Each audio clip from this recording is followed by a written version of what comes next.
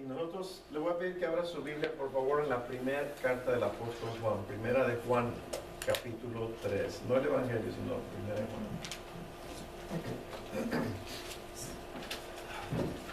Juan. Primera de Juan, capítulo 3.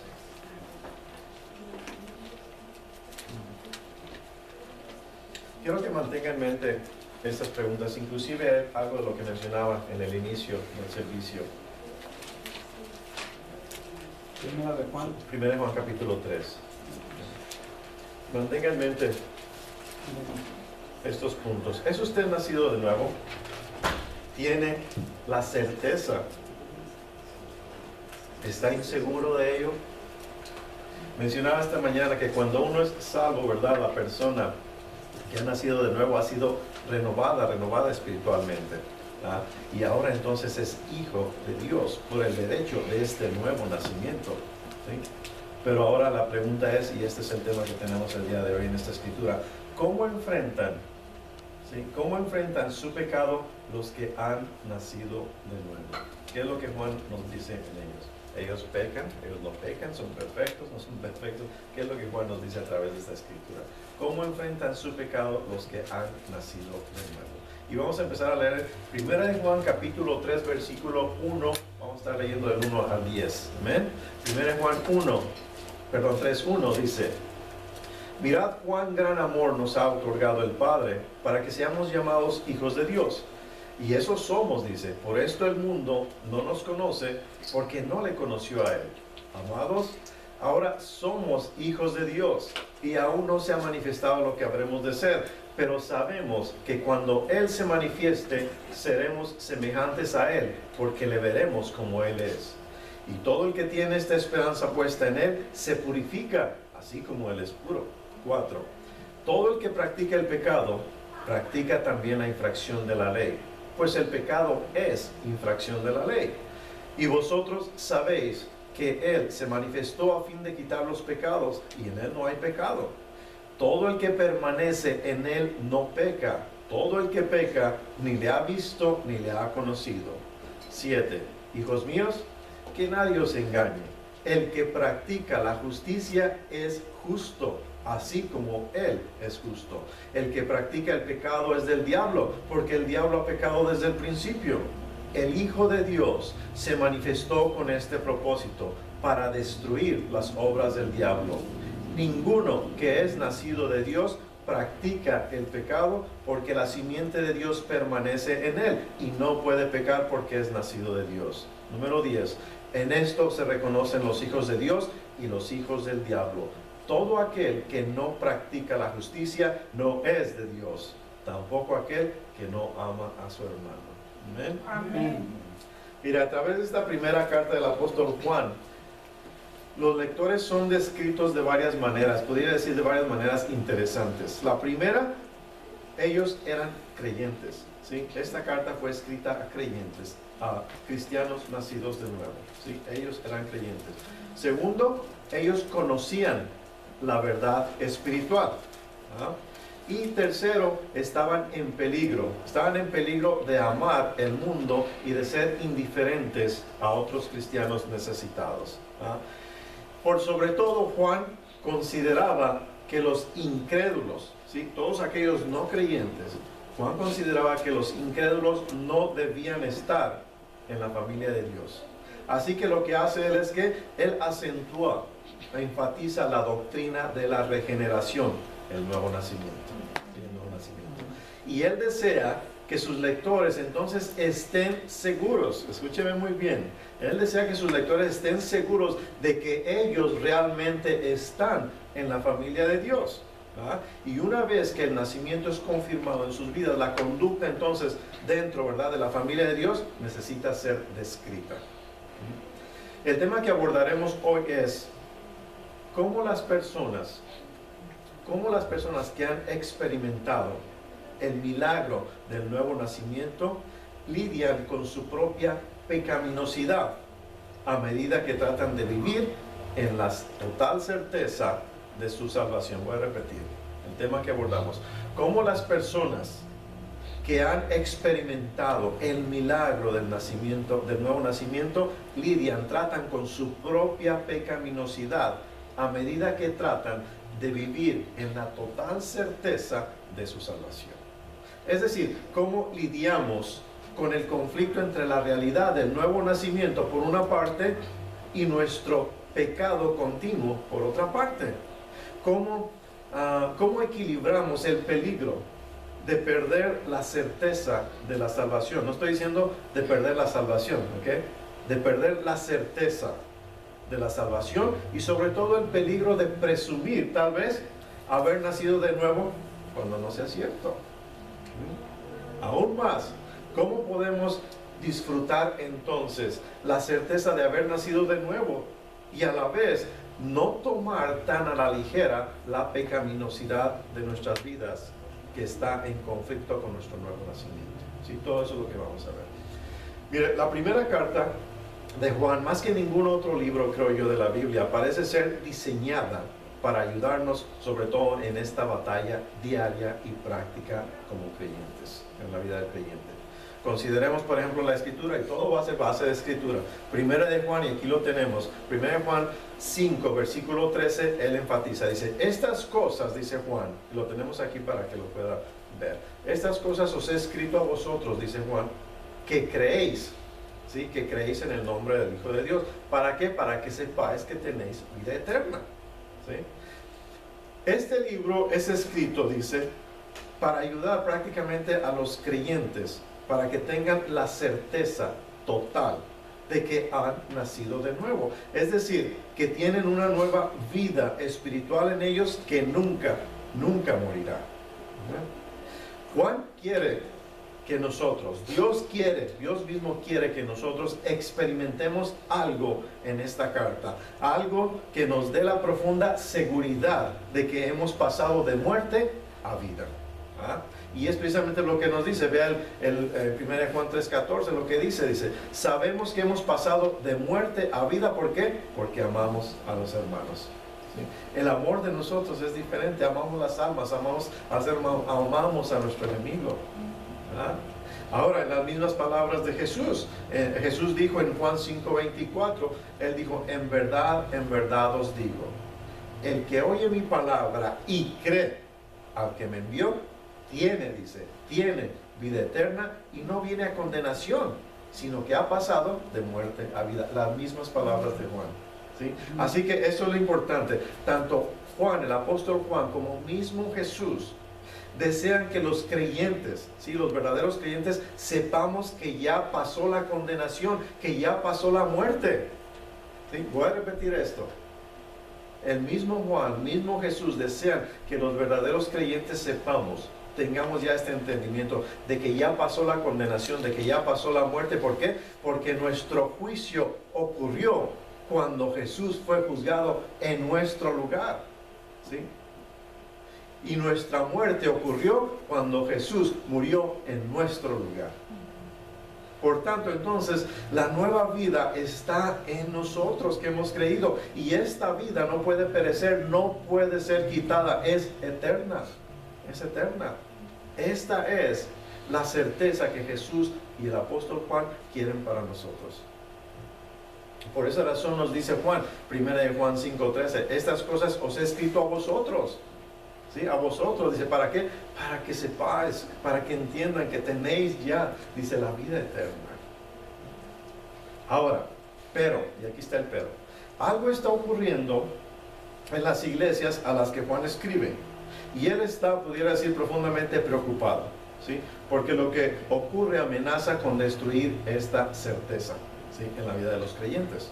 En otras palabras, hay falsas enseñanzas, hay falsos maestros, quienes hacen declaraciones que pueden dar, pudiéramos decir, la impresión de ser buenas nuevas y que fortalecen la certeza de la salvación, pero tendrán el efecto opuesto en la vida del creyente. Y al lidiar con estos falsos maestros, Juan nos muestra aquí cómo lidiar con nuestro propio pecado en relación con nuestra pelea por la certeza de la salvación. ¿Comprende? Ahora bien, ¿qué dicen estos falsos maestros?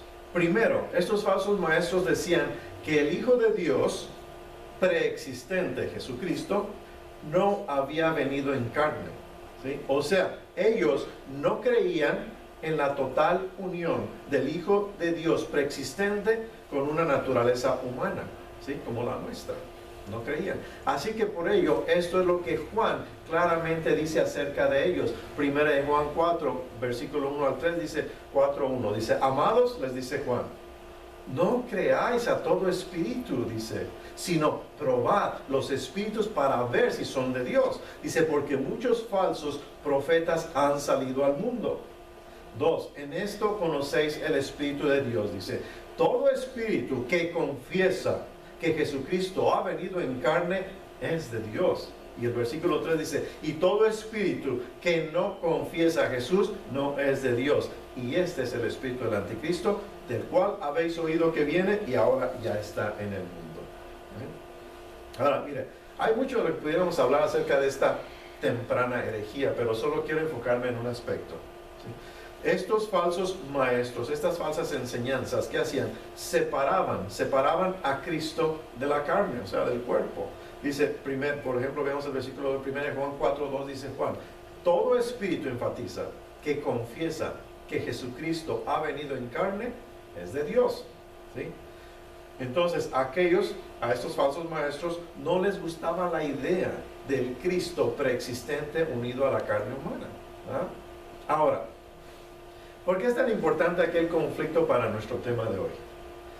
Mire, esta perspectiva de estos hombres, en la forma en que estos falsos maestros veían la vida cristiana de la persona de Cristo separada del cuerpo físico de la carne, tenía obviamente un efecto práctico en la vida moral. En otras palabras, de la misma forma en que ellos separaban la persona de Cristo de la vida física, ¿verdad? Normal, separaban la vida cristiana también de la vida física ordinaria normal, ¿sí? Y uno de los lugares donde más claramente podemos ver esta enseñanza de nuestro texto del día de hoy, 1 Juan 3:7, Juan dice, hijos míos, que nadie os engañe, ¿sí? Él está ya pensando aquí en los falsos maestros. Dice, hijos míos, que nadie os engañe. El que practica la justicia, dice, es justo, así como Él es justo. ¿Qué está diciendo Juan aquí? Juan dice claramente que debemos cuidarnos de los falsos maestros. ¿Por qué? Porque ellos enseñan, escúcheme bien, ellos enseñan que podemos ser justos sin practicar la justicia, ¿verdad? Pero Juan claramente nos dice que nadie os engañe. El que practica la justicia es justo, ¿sí? Cuando Cristo nos ha justificado, hemos sido justificados, practicamos justicia, ¿verdad? En otras palabras, Juan no solo se opone al punto de vista acerca de Cristo, ¿verdad? Donde ellos, estos falsos maestros, separaban su persona de su vida ordinaria corporal, ¿verdad? En que obraba. También Juan se opone a su perspectiva de la vida cristiana, donde estos falsos maestros separaban nuestra persona de nuestra vida ordinaria corporal donde obramos. O sea, ellos decían esto, o enseñaban esto. Ellos decían, en realidad, la carne no era importante para Jesús. Lo que importaba era la forma en que, de un modo espiritual, Él era el Cristo y no había, dicen ellos, una unión real entre el Cristo preexistente y el hombre Jesús, ¿verdad? Ellos dicen, y en realidad, decían, a nuestra carne tampoco le importa, ¿sí? Pero decían a la vez, pero de alguna forma, en un modo espiritual somos nacidos de nuevo, pero no hay una unión, decían, una unión real entre esa nueva creación y nuestra vida física que obra justicia o pecado, ¿sí? Esta enseñanza de estos maestros falsos les llevó directamente al error, ¿sí? Al error que Juan estaba señalando, donde ellos dicen que podemos ser justos de alguna manera espiritual sin obrar justicia en nuestra vida física, ¿sí? Ahora, mire, para esto Juan tiene o les da claramente 3 respuestas a estas falsas enseñanzas, ¿sí? Primero, Juan, él insiste en que la carne de Jesús la persona del Cristo preexistente son inseparables. ¿Sí? 1 Juan 4:2 dice claramente, dice, en esto conocéis el Espíritu de Dios. Todo espíritu que confiesa que Jesucristo ha venido en carne es de Dios. ¿Verdad? Fíjese que no dice vino en carne, ha venido en carne, dice, como si esa unión con la carne y los huesos hubiera ocurrido, ¿verdad?, durante un tiempo y después se hubiera detenido. Él dijo, ha venido en carne. ¿Sí? En otras palabras, la segunda persona de la Trinidad estará unida para siempre con la naturaleza humana. O sea, siempre podremos conocerlo, ¿verdad?, como Jesús.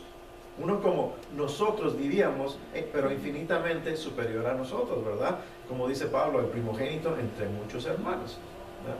Mire, Dios no desechó ni desecha su creación física. Él ha venido en la carne, Cristo encarnado. ¿Eh? Así que la primera respuesta de Juan a estas falsas enseñanzas es para, ¿cómo pudiera decir?, para enderezar la perspectiva que tienen ellos de Cristo. Su existencia física no es solamente un espejismo. Su existencia física no es algo secundario, no es algo insignificante. Jesús tiene las marcas de un cuerpo que le identificarán por siempre. ¿Recuerda cuando la situación con Tomás? Dijo, él dijo, si no pongo mi dedo dentro de cada una de sus heridas de su llaga, dice, no creeré. Jesús tiene las marcas de un cuerpo que le identificarán para siempre. Esta es la primera respuesta de Juan a ellos. Ahora, la segunda respuesta de Juan a las falsas enseñanzas niega enfáticamente las afirmaciones donde una naturaleza espiritual, puede ser separada de una acción espiritual. ¿Sí? Juan, de hecho, insiste en que la naturaleza espiritual debe ser validada por las acciones físicas, porque si no, de otra forma, nuestra naturaleza espiritual es simple y sencillamente irreal. ¿Ah? Y eso es lo que vemos precisamente cuando Juan nos dice en 1 Juan 3:7, dice, hijos míos, que nadie os engañe. El que practica, ¿sí?, el que practica normalmente, ¿verdad?, vive normalmente la justicia, es justo, así como Él es justo. La naturaleza espiritual debe ser entonces validada por las acciones físicas. ¿Ah? Mire, por otro lado, los engañadores, estos falsos maestros estaban diciendo, ustedes pueden ser justos sin practicar la justicia. ¿Ah? Pero Juan nos dice claramente, solo son justos los que practican la justicia. ¿Por qué? Porque la acción, ¿verdad?, la acción confirma la naturaleza espiritual. Es como el fruto del Espíritu. Mismo Jesús dijo, por sus frutos los conoceréis. ¿Ah? Entonces tiene que haber una acción de nuestra espiritualidad, ¿verdad?, que se vea. Eso es lo que Juan dice una y otra vez en esta carta. ¿Ah? Por ejemplo, en 1 Juan 2:29 dice, si sabéis que Él es justo, refiriéndose a Cristo, si sabéis que Él es justo, sabéis también, dice, que todo el que hace justicia es nacido de Él. ¿Sí? Todo el que hace justicia es nacido de Él. En otras palabras, las acciones, nuestras acciones de justicia son la evidencia y más que nada la confirmación de que hemos nacido de nuevo. Consideremos aún más, 1 Juan 3:9, él claramente dice, ninguno que es nacido de Dios practica el pecado, o sea, vive como si nunca hubiera sido salvo. Dice, ninguno que es nacido de Dios practica el pecado. ¿Por qué? Porque la simiente de Dios, dice, permanece en él y no puede pecar. ¿Por qué? Porque es nacido de Dios. ¿Ah? Entonces, como podemos ver, la práctica se ha nacido de Dios, así de sencillo. ¿Ah? Por otro lado, la confirmación y la evidencia de haber nacido de nuevo es no practicar pecado. ¿Ah? Y Juan dice, ¿verdad?, que el nuevo nacimiento, entonces, inevitablemente, ¿sí?, inevitablemente cambia, transforma la vida de pecado en la que estábamos. ¿Por qué? Porque cuando hemos nacido de nuevo, la simiente de Dios habita en nosotros. ¿Ah? Y no podemos seguir pecando. ¿Ah? Así de real, ¿sí?, así de real, así es de real la relación entre el nuevo nacimiento y la vida física diaria en la vida del creyente. Así de real. La simiente puede ser el Espíritu de Dios, la palabra de Dios, la naturaleza de Dios o las tres. ¿Sí? Cualquiera que sea específicamente, Dios mismo está obrando en el nuevo nacimiento tan poderosamente que no podemos continuar pecando. La simiente de Dios no puede estar en paz con un patrón de conducta pecaminoso. No podemos vivir ya en pecado. Hay algo que obra convicción en nuestra vida, nuestro espíritu. Nos hace ver lo que está mal ante los ojos de Dios, que antes lo hacíamos como si nada. ¿Sí? La simiente de Dios no puede estar en paz con un patrón de conducta pecaminoso. Por eso, estos falsos maestros, quienes pensaban que podían separar quiénes eran espiritualmente de quienes eran físicamente, no comprendían ni la encarnación de Jesús ni la regeneración. ¿Por qué? Porque en la encarnación, ¿sí? En la encarnación el Cristo preexistente es realmente unido a un cuerpo físico, Cristo encarnado. ¿Verdad? Y en la regeneración, la nueva creación en Cristo, ¿verdad? Tiene efectos en la vida de la persona, efectos reales, inevitables en nuestra vida física de obediencia. Ya, simplemente ya no queremos ser igual que lo que éramos antes. Ahora, una tercera respuesta de Juan a las falsas enseñanzas, rechaza cualquier noción, escúcheme bien, rechaza cualquier noción de la ausencia de pecado en los que han nacido de nuevo. ¿Sí? Mira, en otras palabras, los falsos maestros, escúcheme bien aquí, los falsos maestros, ellos podían decir, bueno, bien, aun si el cuerpo de ustedes, ¿sí? Esto decían los falsos maestros, si el cuerpo de ustedes hace algunas cosas que son pecaminosas, en realidad no fueron ustedes. La verdadera identidad, decían ellos, que ustedes tienen está en la identidad que ha nacido de nuevo. Y esa verdadera identidad es tan superior a la vida física que tienen, que nunca es contaminada por el pecado. Eso es lo que ellos enseñaban. ¿Sí? Así que esta separación que hacían los falsos maestros han hecho entre quienes somos y lo que hacemos, ¿sí? Les ha llevado a decir, obviamente, que los cristianos, ¿sí? Realmente nunca pecan. Inclusive el otro día, si les comentaba a alguien me dijo, me hacía esa pregunta, dice, ¿los cristianos pecan? Y mi respuesta fue, sí. Dice, no, son salvos, ya no pecan. Dije, no pecan, entonces la escritura miente. Está como esta enseñanza, ¿sí? Esta era la enseñanza, que decían que los cristianos realmente nunca pecan. ¿Por qué? Porque según ellos, según estos falsos maestros, ¿cómo? ¿Cómo podrían pecar? Son nacidos de nuevo, son nuevas criaturas, tienen en ellos la simiente de Dios. Así que Juan, ¿sí? Juan, 3 veces, pudiera decir, levanta sus armas contra ese error. Y es importante que usted vea sus 3 respuestas. Escuche muy bien. Primero, Juan nos dice, y este es el primer punto, nos dice claramente, y nos lo va a mostrar, no hay cristianos, ¿sí? Verdaderos creyentes sin pecado, no los hay. Y la escritura que nos da es 1 Juan 1:8. Él dice, si decimos que no tenemos pecado, dice, nos engañamos a nosotros mismos. ¿Sí? Y la verdad no está en nosotros, dice en nosotros los cristianos nacidos de nuevo. ¿Sí? En otras palabras, no permitan que el engaño de estos falsos maestros, de estas falsas enseñanzas, obre de esta manera en la percepción que tienen ustedes de sí mismos. No hay cristianos sin pecado. Dice Juan, nos engañamos a nosotros mismos. Eso es lo primero. Segundo, dice, los que han nacido de nuevo tienen un abogado. ¿Sí? Tienen un abogado. Primera de Juan 2:1 dice, hijitos míos, os escribo estas cosas, dice, para que no pequéis. Recuerda, está hablando a creyentes. Dice, y si alguno peca, abogado tenemos para con el Padre, a Jesucristo el justo. ¿Sí? En otras palabras, y escúcheme muy bien, Juan no asume que si usted peca, no ha nacido de nuevo. Él asume que si usted peca, usted tiene un abogado, Jesucristo. Y solo, escúcheme bien, solo los que han nacido de nuevo tienen este abogado. Aquí está usted, aquí está Cristo, aquí está Dios. Cuando usted falta a Él, ¿sí? La justicia de Cristo nos cubre y Dios ya no ve nuestro pecado, sino la justicia de Cristo que nos cubre.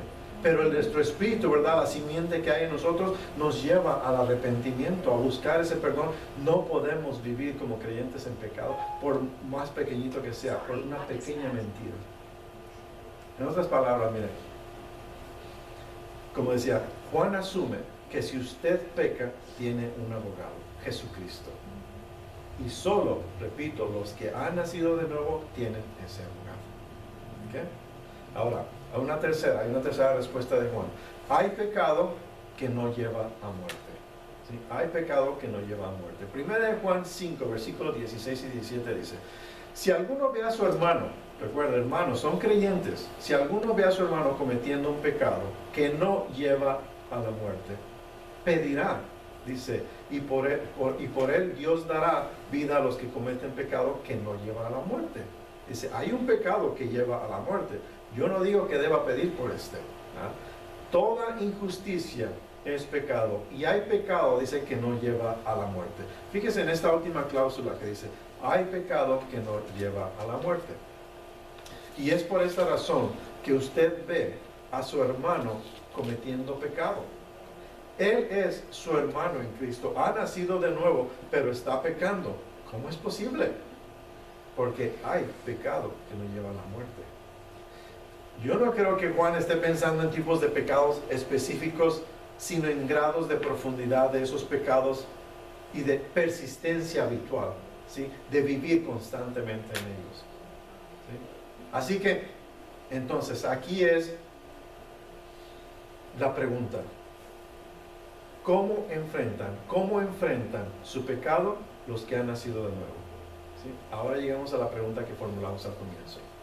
¿Cómo enfrentan su propia naturaleza pecaminosa aquellos que no voy a decir hemos experimentado el milagro del nuevo nacimiento a medida que tratamos de tener la certeza total de nuestra salvación? ¿Cómo?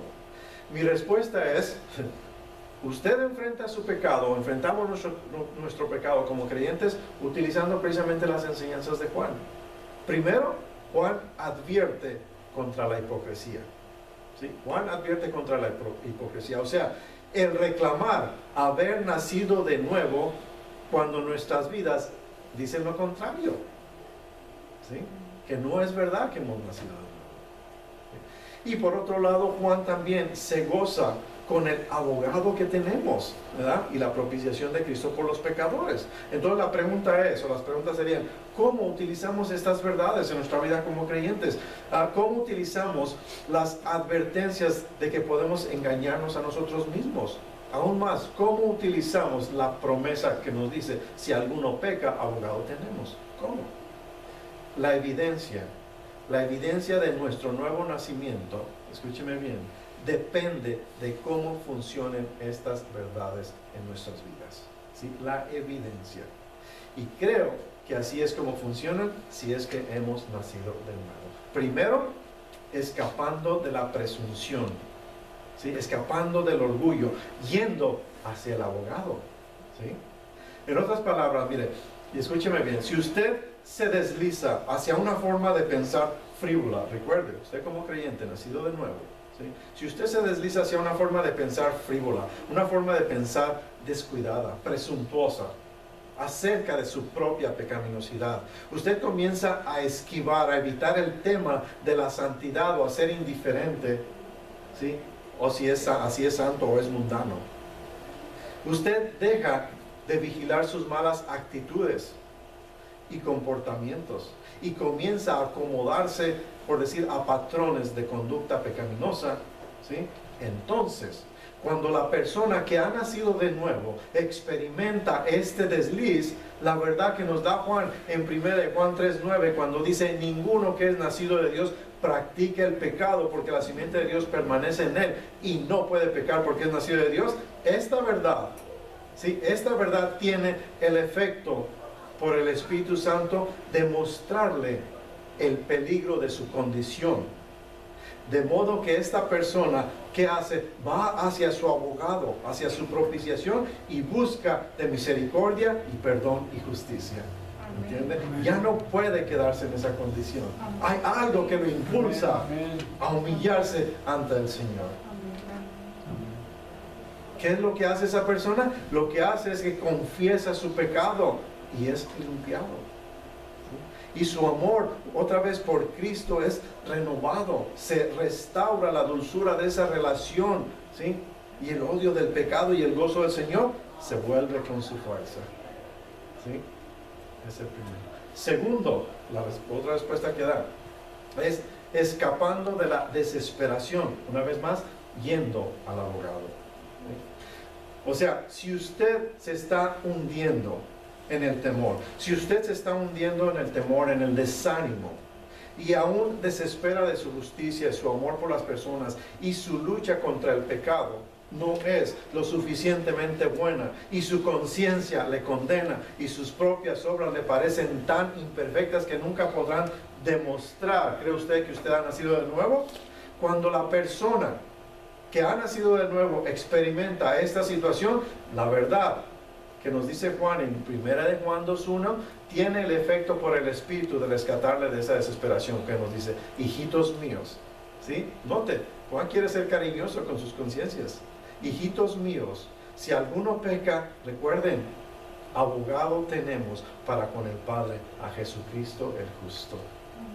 ¿Sí? Entonces, ¿verdad? La advertencia o las advertencias de Juan contra la hipocresía nos llama a retirarnos del precipicio de la presunción, del orgullo. ¿Sí? Y la promesa de Juan de un abogado nos llama también a retirarnos del precipicio de la desesperación. ¿Sí? Así que miren, en resumen, en otras palabras, el nuevo nacimiento, ¿sí? el nacer de nuevo, nos capacita para escuchar las Escrituras, para utilizarlas útilmente con fines redentores. El nuevo nacimiento no utiliza la promesa cuando dice abogado tenemos para justificar una actitud o nuestra actitud de indiferencia arrogante hacia el pecado. No. El nuevo nacimiento no utiliza la advertencia cuando dice ninguno que es nacido de Dios practica el pecado para arrojar más fuego en los fuegos de la desesperación. No. El nuevo nacimiento tiene un discernimiento espiritual que percibe o nos hace ver cómo utilizar las enseñanzas de Juan. El nuevo nacimiento es, puede decir, castigado y moderado por las advertencias que nos da la Escritura. Y el nuevo nacimiento es estimulado y capacitado por la promesa de un abogado y una propiciación.